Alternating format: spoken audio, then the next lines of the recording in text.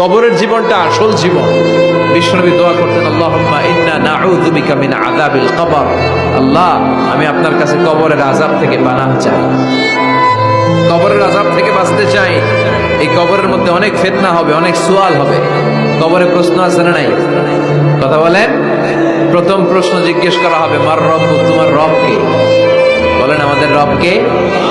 ওয়া মা দীনুক, তোমার ধর্ম কি? বিষ্ণুবীর চেহারা দেখিয়ে বলা হবে, তাআরিফু মান হাযার রাজুল, এই লোকটারে চিনো?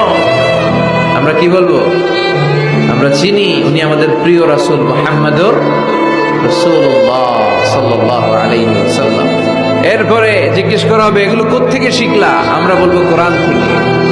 ফায়ুফসাহু লাহু কবরুহু ৭০ যিরাআন। সুন্দর সুন্দর উত্তর করতে পারলে আপনার কবরটারে ৭০ হাত লম্বা করে দেওয়া হবে। ইফতাহু লাহু বাবুন ইলাল জান্নাহ, জান্নাতের দিকে একটা দরজা লাগিয়ে